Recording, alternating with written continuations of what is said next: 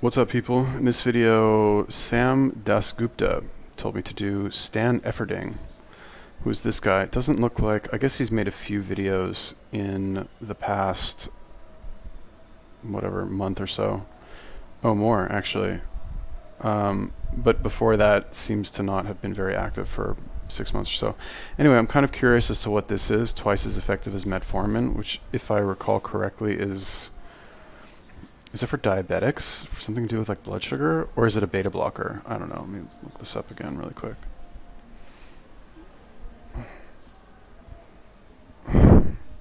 Yeah, high blood sugar. This is for diabetics. Glucophage. I'm not really sure what it does, but they say this is also like a life extension drug. I've never taken this. It does this by lowering the amount of sugar produced in the liver and also increasing the sensitivity of muscle cells to insulin. Interesting. All right, let's watch this. Why not? If you guys have any other recommendations for videos or YouTubers, let me know. Hey guys, Stan Efferding here, founder of The Vertical Diet. I'm back today to talk about a study that found a method that was 2 times as effective as Metformin for controlling diabetes. Whoa, whoa, whoa. Now, first of all, Metformin is an anti-diabetes drug. It's probably one of the most popular that's currently in use. The World Health Organization lists it on its essential medications list as one of the safest and most effective. I want to talk through briefly about the mechanisms of action of Metformin. One of the first mechanisms of action happens in the liver, and it reduces glucose that's produced by the liver. Gluconeogenesis is produced. Secondly, in the small intestine, it reduces glucose absorption from the intestine. And thirdly, in the muscles, it increases insulin sensitivity in cells. Now, there's some side effects associated with that. In the liver, lactic acidosis is one of the side effects from that. In the small intestines, people can suffer from diarrhea and gas and nausea. Kind of reminds me of when Olestra was on the market, a fat substitute that was indigestible, and so you ended up with diarrhea. And also, you've heard me talk about sugar alcohol. It's the same kind of thing. If it's indigestible, you end up with diarrhea or gas. So like in general, not a good idea. I'm just gonna move this over here so you guys can see the chart. I mean, it's not really that interesting, but I don't know, I guess you want to see it anyway.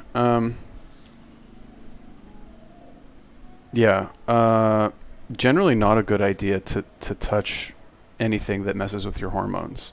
That's kind of like when you do that, you're kind of, I don't want to say you're taking a bigger risk, but it's one thing to take like, I don't know, creatine or like caffeine or something like that. It doesn't affect your hormones directly, I guess. Well, actually, could it? Maybe it does. I guess you could make the argument that if you, I actually don't know if they've ever tested for that. If creatine, because now that I think about it, creatine does increase DHT. So maybe I'm wrong about that. I guess what I want to say is you want to be more careful when you take something that messes with your hormones. And more specifically, you want to be careful if you are taking actual hormones. Like all you ladies out there taking fucking birth control, like, do you, no offense, but do you know what that is? Do you actually know what that is? Like you're taking extra hormones. Do you think that's a good idea? Like, why don't you just use a condom instead of messing with your body's hormones? You know, your body has a cycle for a reason. You want to mess that up and like keep your estrogen levels high the entire month?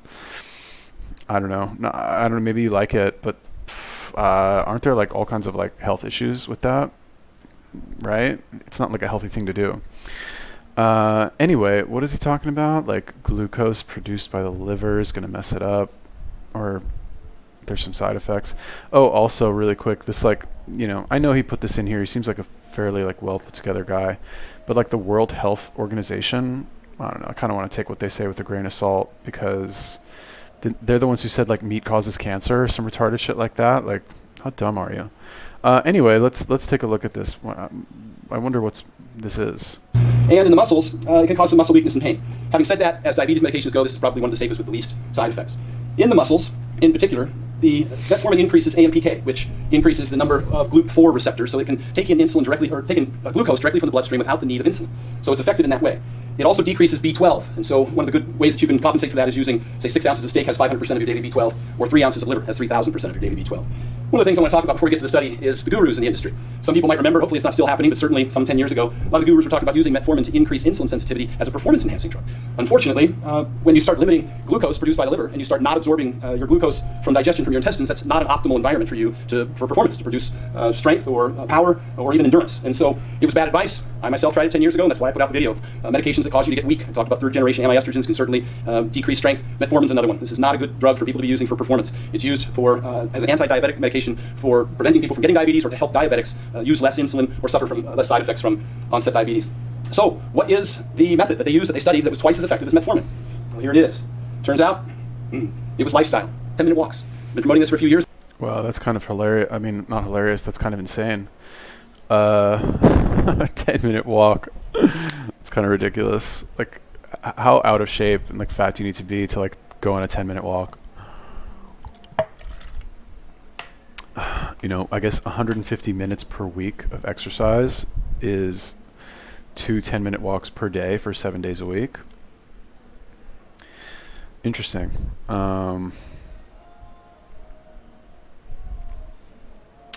Okay. That's interesting. I kind of like this guy. I've never heard of the vertical diet. What is that? Maybe I should do a video on that. Like, who cares about this? But the vertical diet, I've never heard of that. But he seems pretty smart. He seems to know his stuff. Is definitely, you know, training hard. Yeah, maybe taking metformin is a bad idea. Sounds like a bad idea. Yeah, I don't know why. Is this?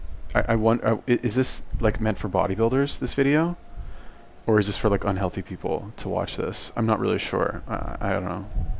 It's now based a lot on this research. This was from the New England Journal of Medicine. This was a study that compared a placebo group to a metformin using group to a lifestyle group and showed how many incidences they had of diabetes over the course of this study.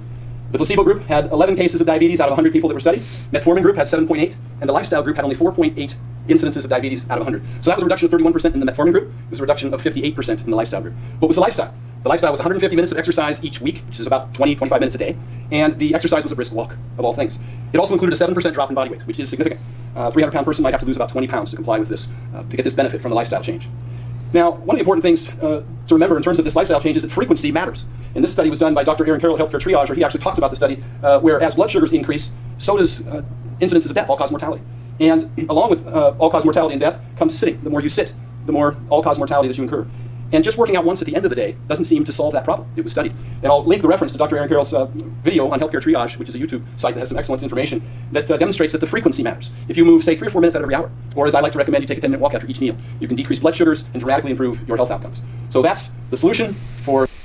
That's interesting. I remember reading a study a while ago that says, like, basically the point of the study was that people who work standing up are generally thinner than people who work sitting down, regardless of exercise.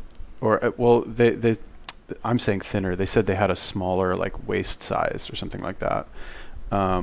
So I think that's very interesting, isn't it? Kind of makes me feel bad about sitting down all day. I wonder if how they figure like lying down. Like, what if you work lying down, right? 'Cause sometimes I'll like, you know, now you see me, I'm sitting, right? But I'll do a lot of work like lying on my bed. It's probably not better than sitting. It's probably just as bad. But that's, how interesting is that, right? Like, you know, they say sitting is the new smoking, but it kind of makes me want to like get a job where I stand up. You know what I mean? Because and now that I think about it, I always kind of felt better, even though like I was like when I was working in retail and selling hair straighteners, it's a very hard job, very demanding job, but there is something to be said about working on your feet all day. And I wasn't like in good shape by any means, so I wasn't exercising, but my waist was very thin all the time. Like, I don't think I was like anorexic or anything. I just had a fucking like narrow waist. Like my waist was, I don't want to say like a girl's waist, but it was thin. It was very thin.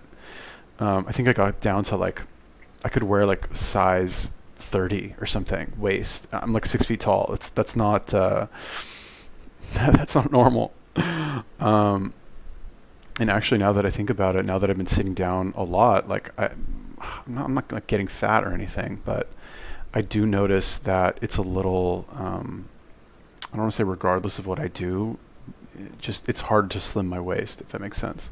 So 10-minute walks, huh? I like that. That's good. Interesting. A twice as effective method of controlling blood sugars and potentially preventing diabetes is a 10-minute walk. And I don't even recommend that to my clients as a weight loss method. I don't think cardiovascular training, treadmill, that kind of thing is terribly effective for weight loss. I recommend it for this very reason, to improve blood sugars, to improve digestion, just to improve general health. And we've had that effect and we've used it. I don't recommend any steady state cardio for any of the athletes that I train, whether it's somebody dieting for a bikini show or whether it's a 400-pound athlete that's trying to improve their health. I recommend these to improve their blood sugars. You all know I work with a few of the most popular strongmen in the world. Their HA1C is 5.1. Diabetes or pre-diabetic starts around 5.7, 5.8, and their resting or fasted blood glucose is 83. So those are some extraordinary numbers for people who weigh over 400 pounds, and all they're implementing in terms of actual cardiovascular fitness is 10-minute walks post-meal, because they're extraordinarily effective at controlling blood sugars. So there you have it, 10-minute walks versus metformin, and I'm not sure why am I drawing here. I'm Well, that's very interesting. Well, let's just finish angry, this. but the biceps are big, so I'm happy about that. And as you know, as always, the vertical diet's available at stanfording.com, and I go into all this research. It's over 250 pages with 200 references to videos and articles and peer-reviewed published research if you want to look it up. Thanks, see you next time. Oh, wow. Okay, interesting. Okay, so he doesn't recommend cardio for any of his athletes, but the athletes that he mentioned were strongmen and bodybuilders or just fat people.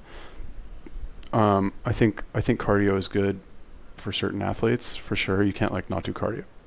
But I guess if strongmen, you have to be as big as possible and as strong as possible. So cardio is going to affect that, right? You only have so much energy in a day to work out. You don't want to do cardio, I don't think. 10-minute walks, though, I had no idea they were so effective. I wonder if, because the study apparently only went over 10-minute walks, but I wonder if you walked for let's say you walked for an hour, if that would make you even more sensitive. And he doesn't mention, there's apparently no study on doing steady state cardio, whether or not that also affected it. I would assume that it does.